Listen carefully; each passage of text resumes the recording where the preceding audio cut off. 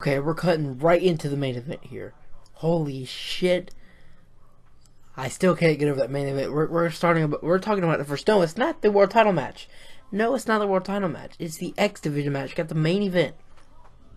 So, we started off the show straight into a match.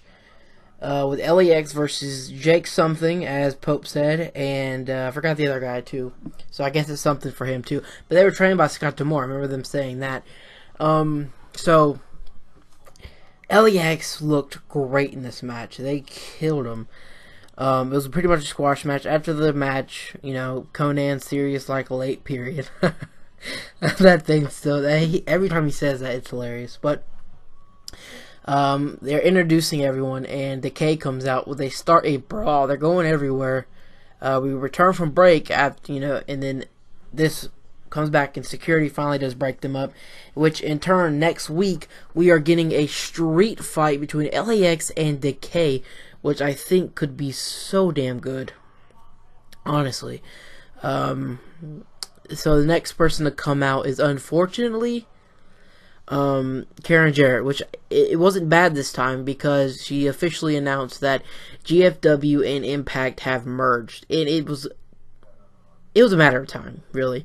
I figured something like this was going to happen, and it was no shock to me. But it's still cool though, because we're going to get a formation of all the talent from GFW plus all their titles plus Impact's titles. It's going to be interesting to see which titles they use going forward, because they might want to use the GFW titles because their other ones still say TNA. That's just, what the assumption I'm making into that is. And while Karen's saying that, here comes the player from the Himalaya. Sanjay Dunkerson is out here, and I was happy to see him back. Basically says that he wants to put the X Division match main event and make it a three-way match. Add him in there with Trevor Lee and Andrew Everett. So Trevor Lee comes out with Shane Helms basically saying, no, we've handled you. Sanjay, you've never won a championship here. What makes you think you're going to win one? So they start brawling, and Lee and Helms get out they throw him out the ring, and it ends with Sanjay and Everett kind of staring each other down. But I forgot, and before that, Bruce Pritchard comes out as well. Makes it a six-way, so that's where we get our main event. Honestly, this segment dragged on a little bit too much, but I enjoyed it because it set up the main event, and the main event needed setting up because that was awesome. So, our next match is ODB versus Rosemary. Actually turned out to be a pretty good match. Rosemary looked great in this match. So did ODB. ODB was sitting on the top turnbuckle, and the image was hilarious, but face first off the turnbuckle with her crotch right there. It was pretty funny. You know how ODB is, but she tries to go for the Bronco Buster.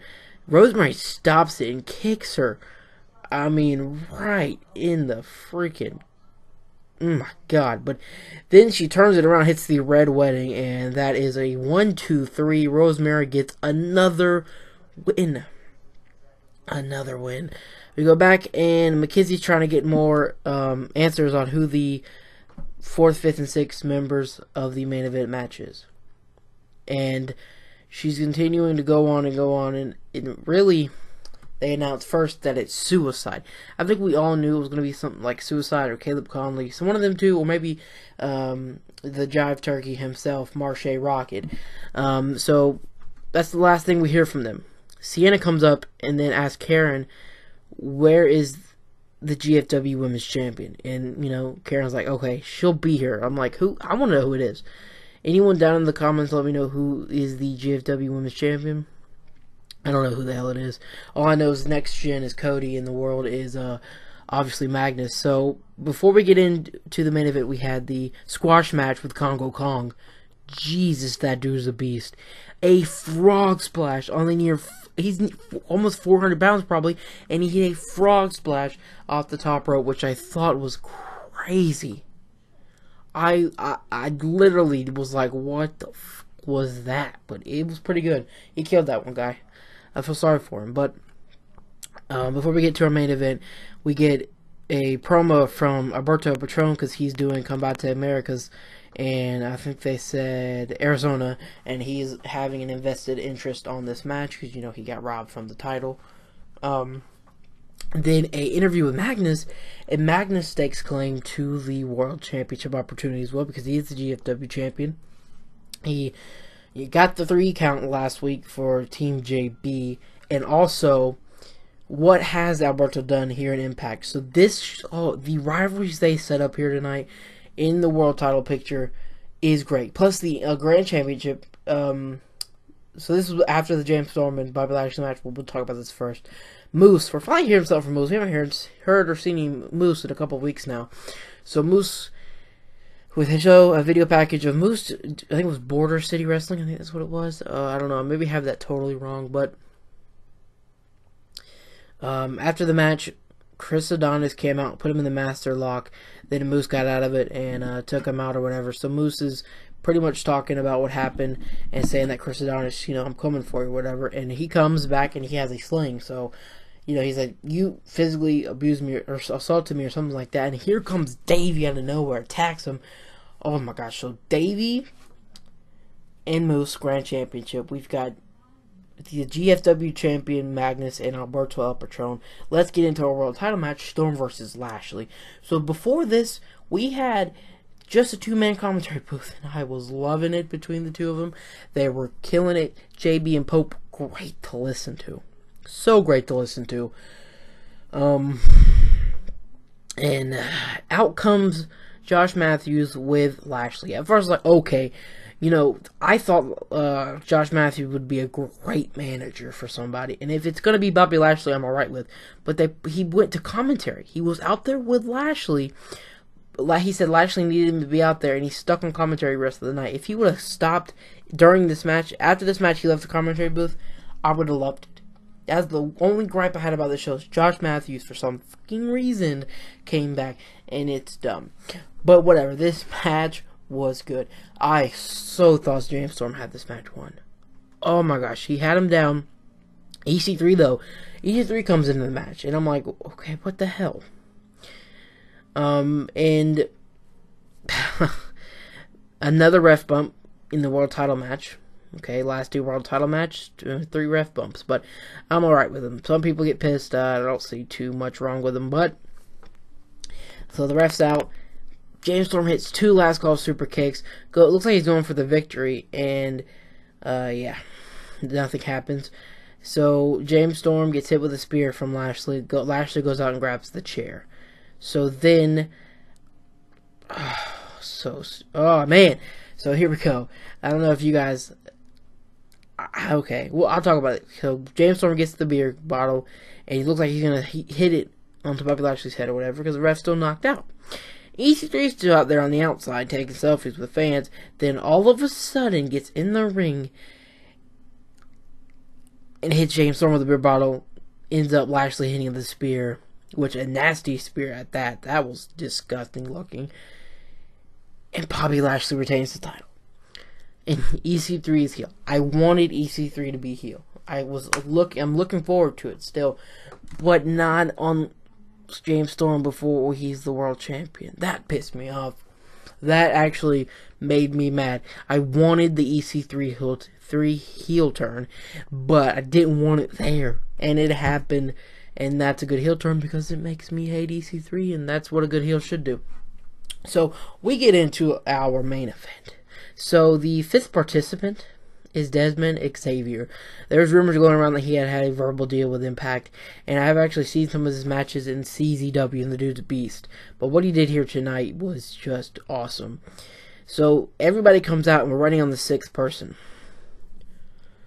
Right when the music hit, I knew exactly who it was, and I had the biggest smile because low-key top 5 favorite of all time. This dude, let's see, 3-time X Division champion, 4-time X Division champion, 3-time tag team champion for this match. Wow, I don't even remember all the spots there were in this match. That's how much there was. The best one though was Desmond Xavier. He comes and hits a cartwheel, flip over the fucking top rope. I did not see that coming, and it like takes out everybody. Andrew Everett hit the awesomest. Okay, so it's unexplainable. You're gonna hear me say it, but if you've not seen it, make sure you go watch it. Find it on YouTube. This dude hits a shooting star press off the top rope to the outside, and he got the most airtime ever. Like, what? Literally, like, what the hell? And in the ring, Trevor Lee's kind of tossing out everybody, taking out everybody, and they look over, and Sanjay Dutt's eye is swollen to the size of like a golf ball. Like, what the hell? And he gets into the match. It's a bunch of super kicks. Takes that moonsault or shooting star press from Andrew Everett, and I'm just like, what? How is this dude standing? But everybody's going back and forth. Desmond Xavier hits a 619. So, Loki is standing to the outside. It's not in the inside. He's not over the rope. He's standing on the ring apron. He comes flying, holds on to the ring post. Boom, 619. I'm like, what? That's pretty awesome. Goes up and hits looks like he's going to do a flip or something onto onto Trevor Lee. Andrew Everett sees that, jumps on top, hits a inverted Frankenstein head first. Goes Xavier, head freaking first. Hits another one. It hits Trevor Lee to one, and I'm like, okay, Andrew Everett, go hit the pin. This storyline should lead up to him winning the title. I'm like thinking in my head, okay, yeah, he's gonna win it. Boom, here comes Loki out of the bar. Double stomp. Hits Trevor Lee with a double stomp to the back. And wins the X Division Championship for the 5th time. This dude's going in the Hall of Fame this year. Damn it. What a match. And I'm gonna say this now. I don't know. The X Division's back. This match was the best match we've had in the X Division for a while. The matches we've had the last 2 years, some of them have been good, but this one was just so much better. It was great. It had that feeling because it was the main event. They showed 2 new people. Well, they showed 1 new person. They brought back Dutton and Loki were really a part of that X Division from the beginning, especially Loki, first ever episode. Just brought back the feeling. The fans were into this. This is awesome chance. Holy shit chance. It felt great to see that in an Impact ring, especially involving the X Division. Gee, that was great, dude. I don't know. What did you guys think of this episode? Honestly, I'm a big fan of it. But the only gripe is fucking Josh Matthews. At the end when he keeps going after Pope. Again, he's a little distracting from the match, and Pope just says, "Go to hell, Josh," and he's talking to JB shit too. JB just fucking knocks his ass out.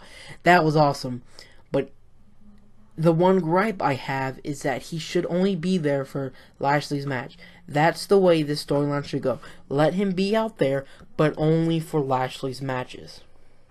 He is Lashley's manager. That is great. I like that. But after his matches, don't stick around. There's no reason. Pope and JB were enjoyable to listen to call commentary. Don't stay on the fucking commentary booth. That's my one gripe. What did you guys think of the show? Was that your one gripe too? That's my one gripe. But like I said, it was a great show. The X Division's back. I'm saying it now. That was excellent. And there's still people like Marshe Rocket and Braxton Sutter. I mean, Eddie Edwards can go in the X Division at any moment, and so can Davey. So this X Division has a chance to do something special this year.